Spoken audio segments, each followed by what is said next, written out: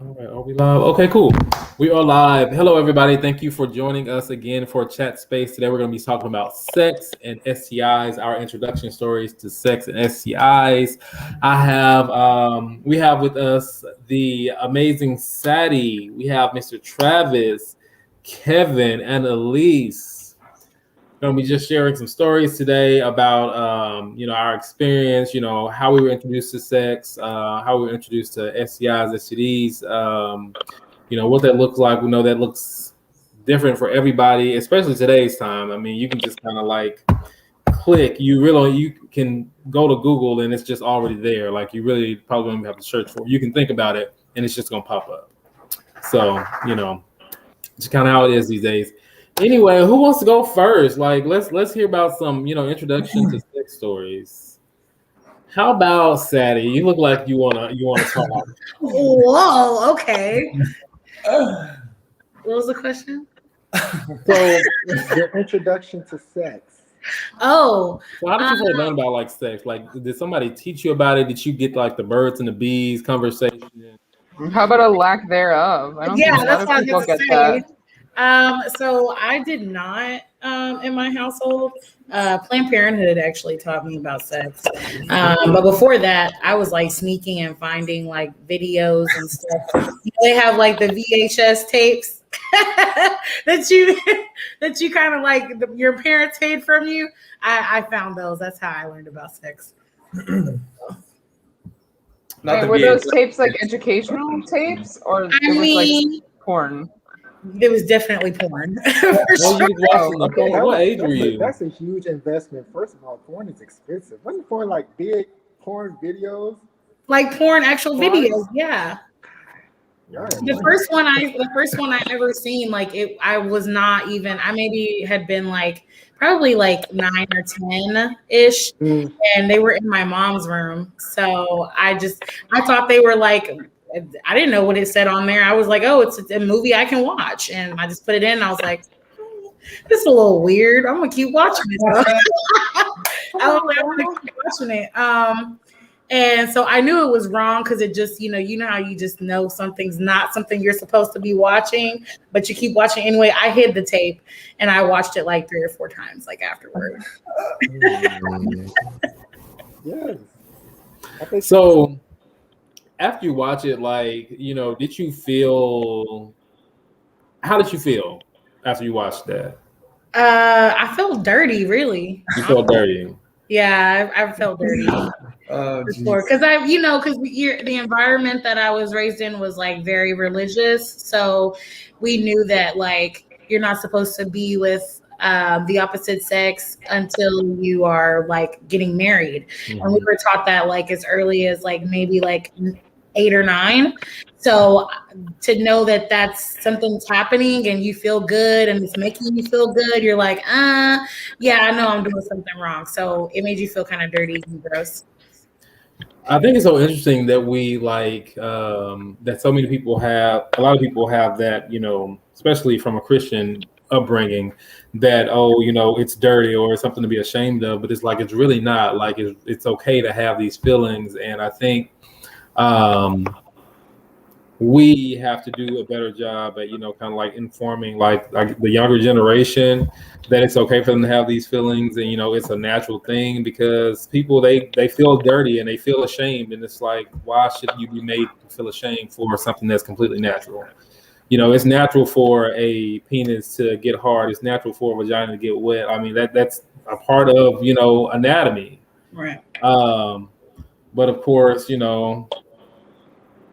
you are led to believe that that's something that, shouldn't happen. Oh yeah, I hid the tape. I hid the tape for myself to watch later, to watch again. So, I still can't believe you watched porn for the first time on a VHS tape. Yeah. I've been in this game for a minute. I still remember the whole entire thing. It was a long tape too. So yeah, it's a long tape. I feel like it had credits and everything. Oh, it had credits. It was like a movie. It was a movie. My first experience was like in the channels you weren't supposed to go to when you were a kid. Past the 300s, they were in the 400. I still remember the channel as 498. Me and my cousins used to flip to those channels really late at night, and just I don't know. They never really showed that much back then. It was always hidden, like you never saw the penis or the vagina, but we were always hoping they would show up on the screen. I think mine definitely was that as well. Like I always had that one auntie that had start on Cinemax and Right. HBO and all Dish that Network, stuff. So ready to go. whenever I would go over her house, that would be the thing. But at my house, the picture would be so distorted, like you might catch a little glimpse of a breast and maybe like a little bit of a penis, and then it'll be distorted again. So yeah, because then even the VHS, like it only showed the women parts. It didn't even show the men parts. So I was already looking at the women already. Should have known I was gay. Dang. Let's talk about that internet connection back then too. Oh yeah.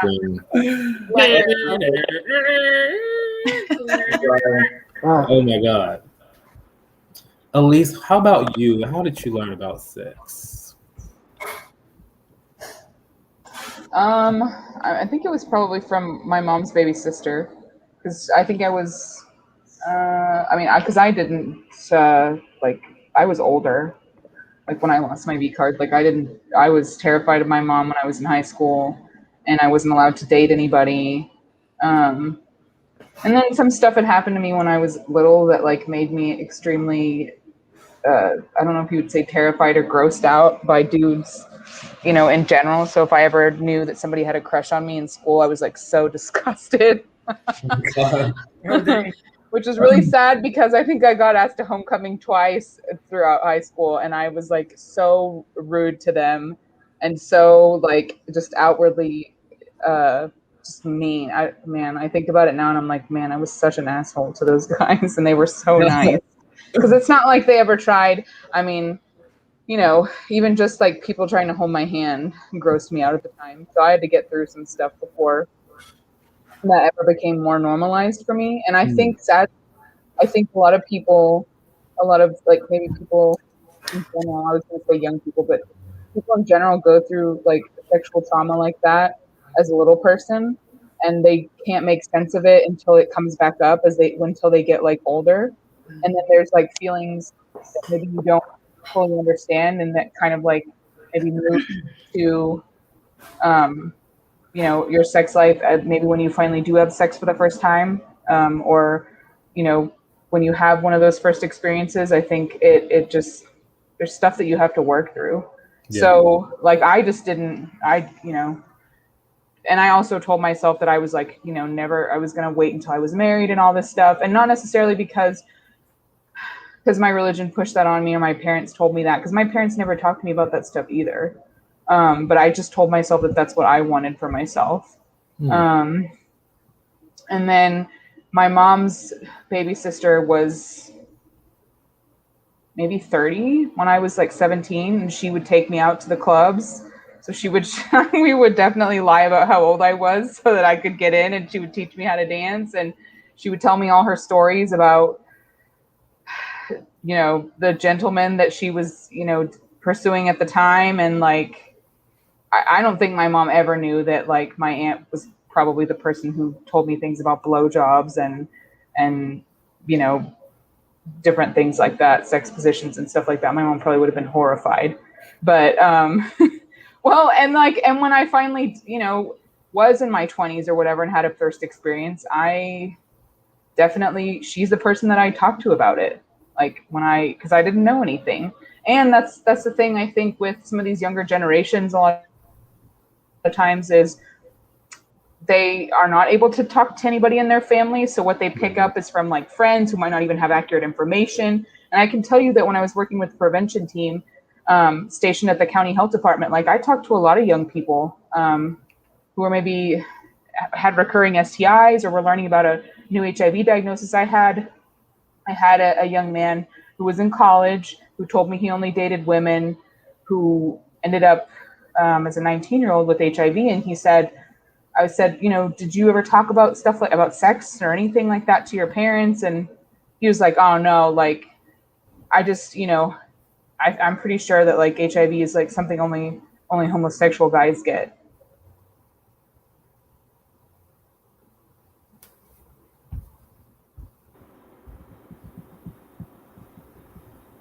Oh, at least I think you're frozen.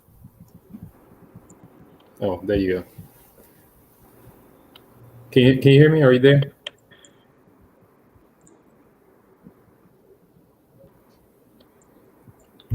Yeah, I don't know what's going on. I think her thing is having a bit of techie problem. But yeah, I mean, I can definitely. Are you there? Can you hear me? Yeah.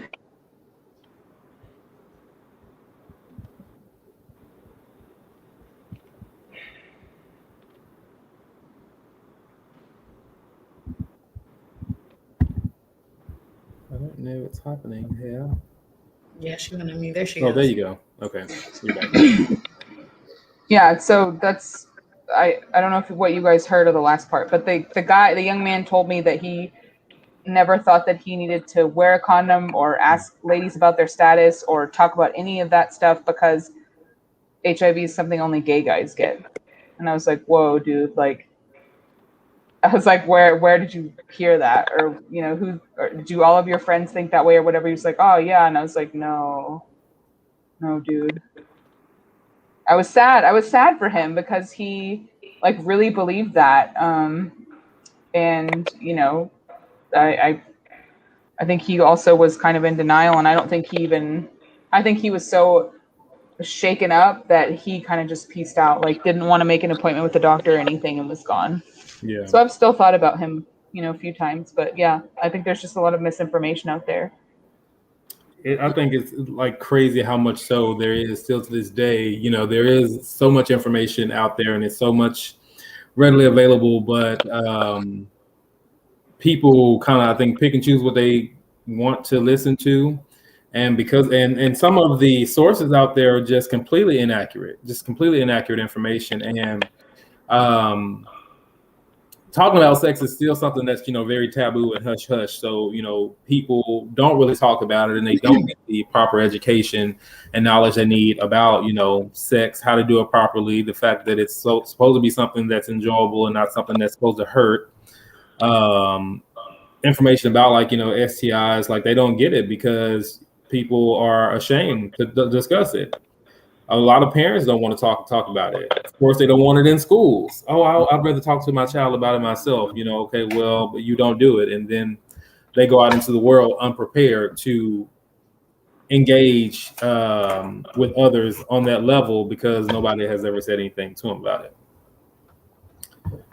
My introduction to like sex, I would probably say is, well, my introduction to sex is actually, I did go through like the situation of, you know, someone physically, I'm just say molesting me. That was like my introduction to it. And, you know, I didn't know what the hell was going on. I just was like kind of whatever. As I got a little older and things like were happening, I kind of, I guess I understood it more, but it was really through my own research. Nobody talked about it. We didn't talk about it at home. You know, Sadie, I can identify what you were saying about being in a Christian household where, you know, you didn't discuss that type of thing. You know, we just didn't. But I thought it was funny as hell when I was trying to come out and they were talking about some, oh, you know, you don't do that. You know, that's not how you were raised. Well, shit, we didn't talk about it at all. Like, we didn't discuss sex at all. Like, how was I supposed to know? No, I mean, I like my best friend and I like went to like Planned Parenthood and we didn't ask our family because we couldn't talk to our family. So we just asked the doctor and she pretty much like told us like what condoms were and like guy's penis and like what we had down there and like tell us all the changes and stuff. So when my mom finally did like come and talk to me, she was like, she had this book and she was like, so you already know? And I was like, yeah, I already went to Planned Parenthood and talked to somebody. She's like, so you know about your period? And I was like, yeah, I already know. Did you get me the stuff? And she was like, oh, okay. So then you know you're not supposed to do it. And I was like, I mean, I kind of already know that it's not a good idea. So why are we having this discussion? And she kind of got, I think it was more uncomfortable for her than it was for me. So she just didn't even bring it back up. She was just like, I figure you already know what to do. But I mean, the lady gave us a brown paper bag. It had condoms and stuff in it. She told us about lube. She told us about like stuff we need to do. So we went home and we just like pulled it out and went through it and just kind of like figured out how to do it by ourselves. Y'all had a party. Is what called it. Yeah, we had a party. Y'all had a party. We did. But I mean, we were still scared too. Like we just kind of like we figured like that's all we had was to depend on each other. So we were like, okay, I guess we know a little bit from what they're doing because you was in there when I was in there. So we're talking to the doctor, felt more comfortable talking to a stranger, a complete stranger who didn't know us rather than our family. Yeah. Because I'm not going to judge you. Oh yeah, no. Like Not at all. well, yeah. Yeah, no. I think that was definitely something that resonated with me as well. Like growing up in that Christian household, my dad's a pastor, so like sex is not something that you talk about in Pastor Davenport's house. That does not happen. Like even if him and my mom had sex, it was always like, don't disturb us. Y'all go downstairs. We're like 2 stairs up, so it's like I never really knew. And I think that for me, like when I did lose my virginity, as with most queer individual, well, black men in general, like it came out of a sense of trauma. I don't know what I'm doing, so everything is not like talk me through it. It's just literally like it's a level of expectation that you feel like you have to rise to without anyone really even telling you what you're doing. So and then my first time was with someone who was experienced with sex. So I felt as though being a young person, like, okay, I can't act like I don't know what I'm doing. So whatever he wants, like, yeah, let's go for it. But it puts you in this in this mindset, even at an early age, that, you don't have ownership of your body. You don't have choices. You can't say no to the right guy. Like you have to be able to comply and do what it is that's expected of you, or you are the other. So, and because of that, you end up making a lot of trial and error decisions. My first time wasn't with a condom. I didn't know what a condom was, so it was all those types of conversations that I wish that I would have had growing up before that even happened. I think it really puts youth at a disadvantage when they aren't taught about sex, and they aren't taught about their body. Because I mean, Travis, like you said about having ownership of your body, I think it's very important for a person, especially a young person growing up, to know that their body is theirs, and know what the different parts of their body are and what it's for, and that hey, if somebody touches you a certain way and that's uncomfortable for you, it's okay to say no, or say something to somebody. And I think that's why a lot of young people end up getting in situations like that, because they don't know. Nobody has taken the time to say, hey, this is your body, you have ownership of you. And that really, so when somebody comes along and they are doing or whatever, they're all nice and sweet to them, or whatever their situation may be, they don't know that they're supposed to say no. They don't know that it's okay to say no, because they don't know that their body belongs to them and that they have a right to say something about it. And I also think there's like a fine line between like femininity and men, because and my mom was very comfortable talking about sex to my brother. Like she was telling him masturbation is okay. She's perfectly fine with him doing that. But for me, it was like, no, I'm a girl. I'm not supposed to find pleasure. You're supposed to be pure. You're supposed to be holy. So there was like, no one ever told me that pleasure was okay. Like it was fine. Like, I don't think I actually realized that it was okay until I was probably like an adult, where I was like, oh, okay, it's okay to pleasure myself or find pleasure or be comfortable with that. Because growing up, you weren't allowed to. Girls have to be holy and genuine and pure. And, so I think a lot of Black families, it's a lot like that. Black women feel like they cannot experience pleasure because there's this whole thing about them being holy and pure and perfect for their one that they're saving themselves for. Right. I mean, and it's a difference. Even when you talk about pleasure, the difference, like I tell people all the time, I started having sex when I was 16, but I didn't really experience the pleasure of sex until like my 20s, like my late 20s, because it's like it's it goes back to owning your own body and being able to have those conversations and being able to have those experiences with you not necessarily being so much in your head, so to speak, and being able to enjoy that, So, yeah. I remember when I was younger, and my introduction to I guess self-pleasure actually was on a school bus on my way home from school. What grade was I don't remember what grade I was in. I was young though. Come on, school bus. Way. No, Get it on the way. This boy was on the bus and he was masturbating. Oh. On the bus? On the bus. On the bus? He said he couldn't sleep on the bus. How old were y'all?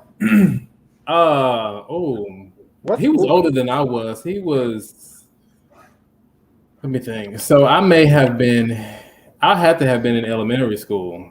Like I had to have been in elementary school when I first saw this. He may have been in middle school. And he was there and he was just, going ham in the in his seat or whatever, and people was looking at him. He said something to me. He was like, "Hey, you got one of these?" So I didn't know what to think, but that's where it began. I don't know. I don't know what thing. I just thought it was funny, Oh my God. And I want to say maybe a few days later, I'm like, it made me want to begin to explore my body and okay, I do have one of those. What does it do? And when I first masturbated and ejaculated, I was terrified. I really was. I thought something had broken in my body. I was definitely afraid. I didn't know what was happening. I thought I was gonna die. It was no serious. It was that serious. I didn't know. I'm like, what is happening to me? This is a whole brand new experience. And I thought I was dying. I really had no idea. It was a big deal. But I didn't die, and it happened again. This is okay. It was so good. I'm like, I need to do that again. Eventually, one more time. Eventually, I ended up getting caught by one of my cousins, and I was shamed for it. I was shamed big time. I was shamed, by some members of my family, and it was just what's the big deal? Oh, that's not supposed to be for you. This supposed to be between you and your wife. Okay, but I don't know. It put me in a really bad place mentally because I felt I had really been doing something that was just so wrong, and it took growth, and that's growing up and learning more about myself, and being a human, I guess, to realize that I wasn't doing anything wrong, and what I was doing was okay. But yeah, I was scared to death. I thought I was about to die, and it was just a mess. That's because you was doing it mobile. That's why. I kind of had fun growing up watching porn and stuff because I grew up with a lot of girls, and it was cool to like the same stuff as they do. So we used to always get in trouble watching the same stuff from our higher ups. So, but I thought it was a blast because it was the one thing I could relate to with them because I liked guys and they did too. Not so much now, but it was fun. So you will watch porn with the girls y'all would have no, honestly, sometimes I would catch them watching it too, and I'm like, oh, I see. We like porn too. We like porn too. We love it. Oh, okay. Okay. Yeah. Thank you. I like that too. They're like, really? I'm like, yeah, I do. I like boys. Who sings this? Oh, is that Todrick Hall? I like boys.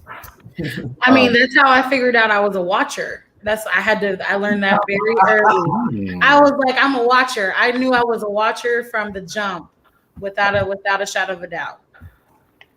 I don't think I've ever heard that term before. It's exhibitionist. It's voyeurism. Voyeurism. Oh wait, Voyeurism. exhibitionist then. Yeah. Oh, okay. Yeah, I've heard that. That's actually, I just recently heard that. That's brand new. I feel like I'd be back in the Stone Ages because every time I'm hearing these new little terms and things, I'm like, dude, you're not even that old. But So what about like STIs? Like, when did you all like have like an introduction to that? Personally, I don't think I really began to learn about STIs until I was almost an adult, I think. I had heard about HIV, and of course, back in the day, everything I heard about HIV is, death and destruction, basically. And that was one of my mother's scare tactics for me, is telling me that, if you be gay, you're gonna, catch AIDS and die. And, God knows how many times I heard that. But that was like the main, I guess, STI STD that I heard about. I didn't really hear about some of the other ones until I got older, and I was very surprised to hear that there were so many. Yeah. I think, yeah, for me, like growing up like in a small city, small town where everybody went to the same school, honestly, my introduction to STIs was when the kids at school would talk about, it was from females, the kids at school would say, "Oh, did you hear such and such? She got this and she got that." It would like be this whole thing. Oh my God, she has what? And it was like, so the girl would walk around the hall with this big letter X, like. Like nobody was a health professional, but it was like random, like, oh, she had a bump on her lip. So, oh my God, like I was like, so we're not ruling out cold sores or nothing. Like we just so my introduction, I thought like STIs was just like, oh my God, it's like no, like you stay away from, it could be transmitted by touching. Like you would like not want to be associated with people like.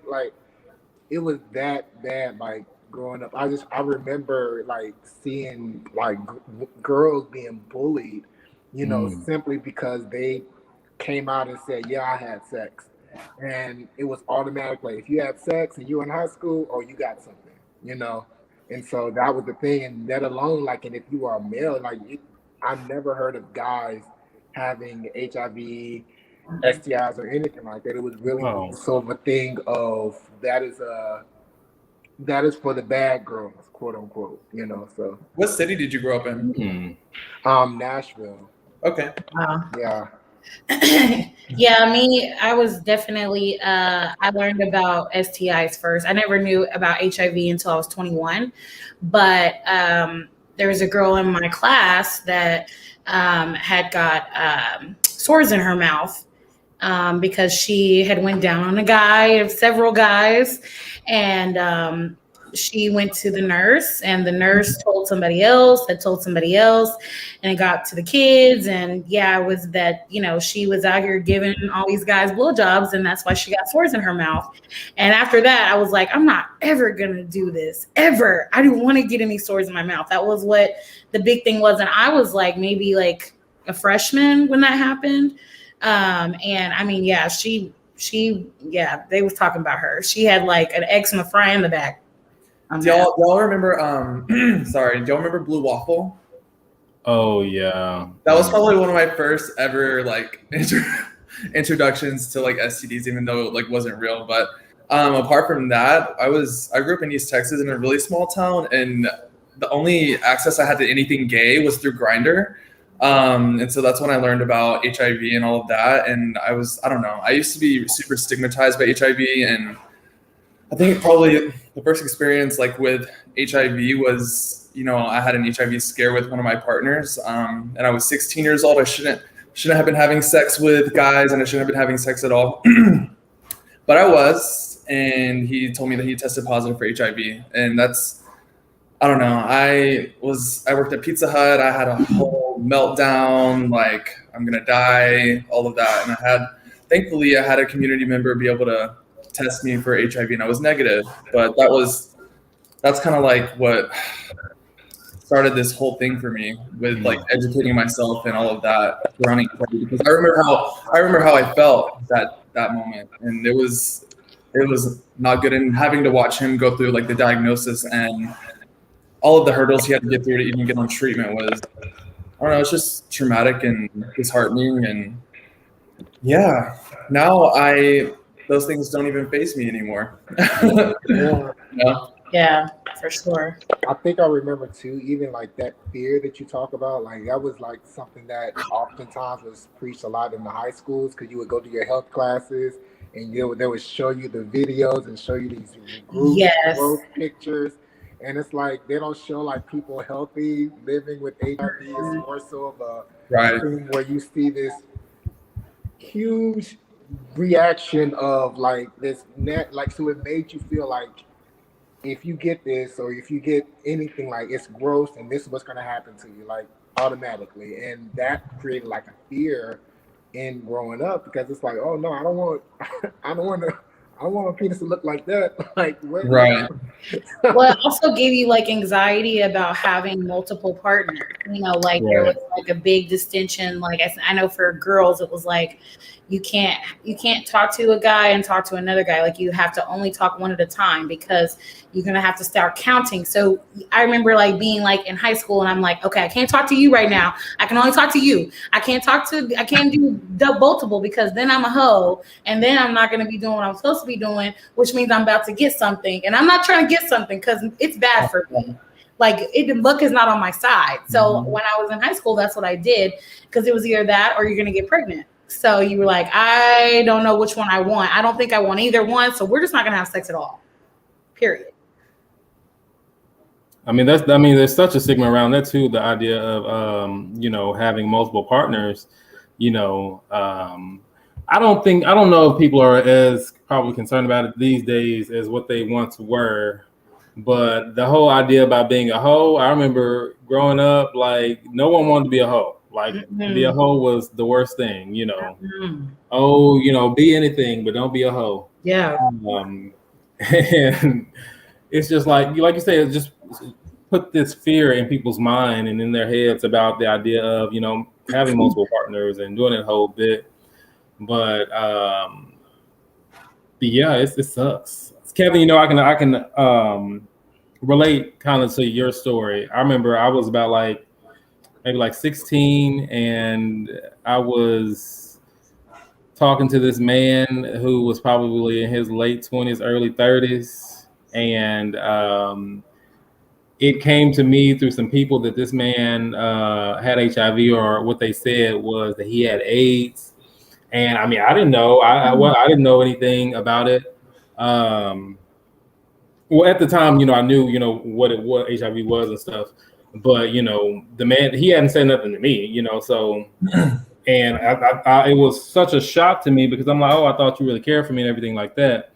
Well, I don't know if he had or not, but I ended up having to go. I ended up going to this health center and, getting tested and stuff. And, thankfully everything was okay.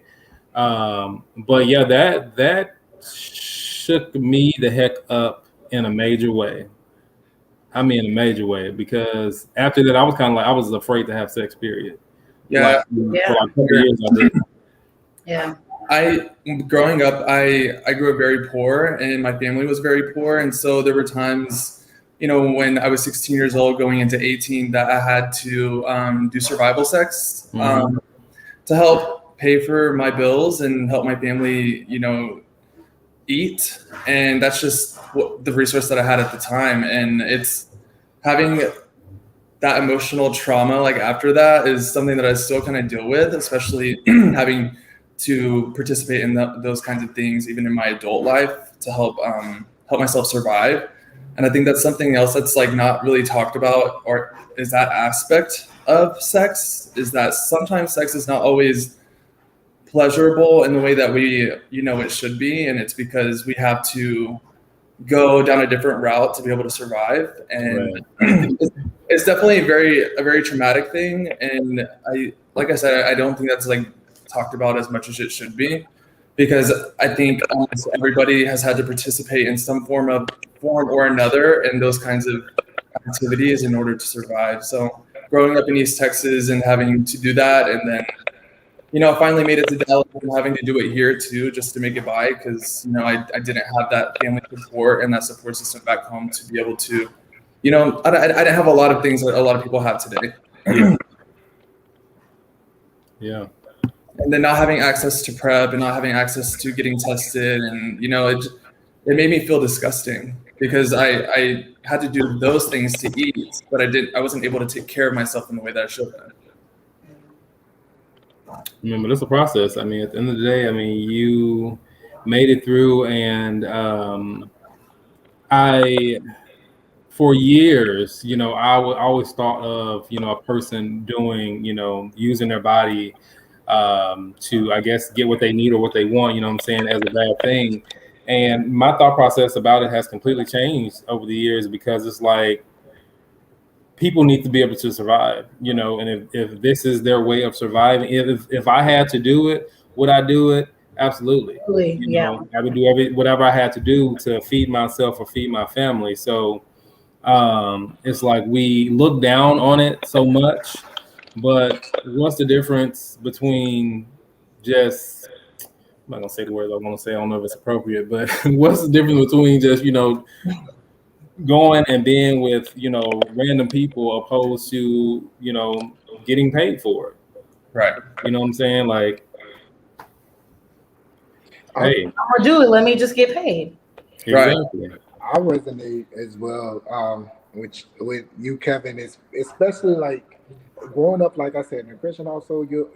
I thought my first time was going to be roses. I thought this man was going to lay me down in a bed, and it was going to be Sade playing in the background, and just this whole thing of this beautiful, beautiful moment. Then I decided to come out to my family, and then it was a whole traumatic thing of being kicked out of my home. And my dad, now I'm homeless. So survival sex was something that I was very familiar with. You know, and so it's not even more so sometimes it was the things that the trauma that you go through, even especially being under 18, that trauma that you go through is one of those things where it's like you're always, to this day, you're questioning the motives of others it's like that fine line between when are you being intimate and when are you just where's the motive coming from? And so having that moment of epiphany even at a younger age, like just to eat, you know what I'm saying, just to have like just bare necessities, things became it was no longer a choice, you know. So it completely transformed my thinking prior to, you know, when I would hear people say, "Oh, you have sex for money, you're a prostitute." And what's so crazy, it never clicked in my head, even when I was out there doing it. I never considered myself a prostitute. I didn't say that I was these things. I said, I'm not a prostitute, but I need to eat. So whatever, like, and that's how it was, you know. I was under the tutelage of one of my mentors, and she's still my mentor today. Her name is Amani. She's a trans woman, and she was telling me, like, you're not prostitutes, you're a survivor. And I never never clicked, like those derogatory terms and those derogatory language that's attached to sex and survival was real, like real. And, you know, it's like you were saying something about trauma, you know, and maybe Elise had said this too. You know, when I was 21, I had only had one partner, and then when I decided to get another partner to like try to get to know someone, you know, I was date raped. So you kind of go from being one partner where you feel like it's supposed to be this way, and then you get with somebody that you didn't know you can't even know what's happening. You don't know what's happening. And, you know, that one situation, it took me till I was probably like almost 30 to even say that I was date raped, because I spent all those years saying, oh, well, it was my fault. I let him come over. I let him hang out with me. I didn't know that he was going to force himself on me. I didn't know that it was going to go that way because he didn't set it up like that.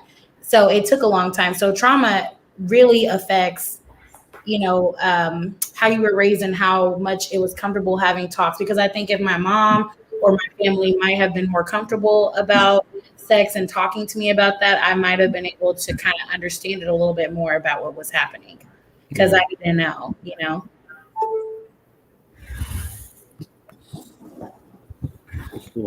I think it also has a lot to do with where you grew up too, because me and Sadie grew up in the sticks. Yeah. So there's very limited resources, and just having the conversation about sex it just doesn't happen. And it's almost kind of like your family makes you feel uncomfortable to even talk about it.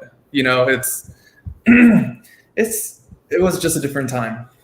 But now it's even crazy for my family to see like the work I do now in HIV, and now, to be able to educate my family so that they can pass that on as well has been pretty incredible. So times are changing and things are getting better, but it takes people like us to be able to push that forward. So what do you all think is going to take to really make some, I guess, positive changes in this to help, kind of destigmatize some of these topics that we've discussed, and to get people, more comfortable talking about sex, more comfortable talking about this and discussing, their STI statuses, and even getting tested for it, because getting tested for it is a major thing major problem for people. They're afraid to do so, because many don't want to know, because they don't want to deal with it. Comprehensive sex ed.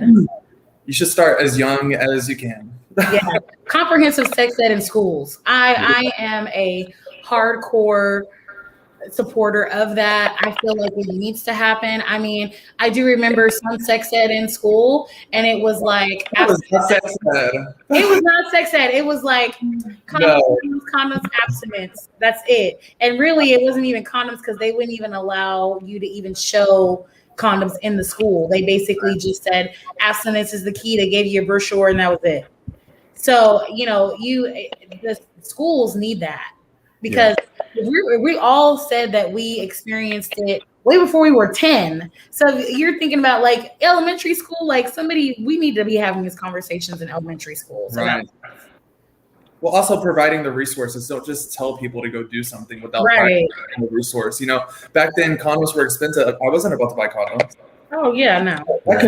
Hell no. Like those are like $20 a package. I wanted other stuff. I wasn't really thinking about that back then. Even if you're an adolescent, you're not going to walk in a store and ask for condoms. You're not even going to go into a place that has condoms. You're not going to do that. And then if you tell your family you're having sex, it's all downhill from there. Yeah. Condom? What do you need condoms for? Yeah. Well, guys, we can actually give you free condoms these days at Prism Health Center, Texas. Go to freenightspackage.com. Yeah, right? Freenightspackage.com. Yeah. Come on. Freenightspackage.com. You can order condoms. Like, there's different sizes you can choose from to get free condoms. You don't have to go to the store. They can be delivered to your front door in discreet packaging. Nobody will even know what it is. But yeah, I definitely agree with you guys. We definitely need to continue to talk about the subject, continue to push forward the message, provide education, and as you said, Kevin, like resources on where people can go. And we need to hit spaces that are not just in school. Like, right. I know for like Black and brown people, like we deal a whole lot with like religion and church and things like that, like faith-based organizations. That's where the kids are that are learning and soaking in all this stuff. So you get like churches. I mean, I remember when I was in school, like I went to like camp, I went to school, I went to church. These pastors and stuff, if they were talking about sex more, like sometimes the kids, especially in East Texas, you're going to church a lot more than you are even at home. Right. Yeah. You know why? Because church provided food and provided fun. There you go. Yes. Yeah, I agree. I think we also need other youth advocates. I mean, when we were younger, we didn't want to listen to the old person telling us to have protected sex. We're like, okay, we've heard this before. I think we need to start getting more youth involved in everything that we're doing. And that's starting at, honestly, age 12 or even younger than that. Because I had sex my first time when I was 14 years old. Like, they're getting younger and younger, and it's important for there to be advocates at school or in all of those places that they feel comfortable in. But getting people to that point, it's hard because a lot of people don't feel the need to until they're directly impacted by something like that. I run a mentorship program for the Dallas School District. And one of our things at Youth Guidance, we have a program called Becoming a Man, and we also have Passport to Womanhood. And one thing that we always tell our kids is owning your narrative. Regardless of how you show up, regardless of what path or regardless of what decision that you made, we definitely preach to practice. Having that ownership of what happened. Don't and that helps with the stigma of I'm afraid to talk about it, because most people are afraid to talk about things because they haven't really accepted exactly what that thing is, or they can pinpoint exactly what happened. So having taken ownership of that narrative is also one of the first steps, is in regards to reaching out for resources and having those tools in your tool belt to say, hey, I need help with this, because now you've identified what this is. If you are one that has multiple sex partners, okay, yeah, I own that part of myself. If it's something that's opposite, you have to begin by owning that. So that is, in addition to that educational piece, is definitely important. Awesome. This has been an awesome discussion with you all this evening, and thank you all so much for joining us. We'll be back here again in a couple of weeks.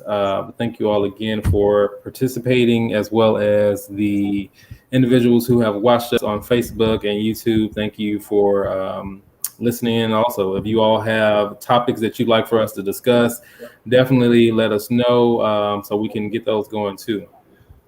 But we will see you guys next time. Bye. Guys.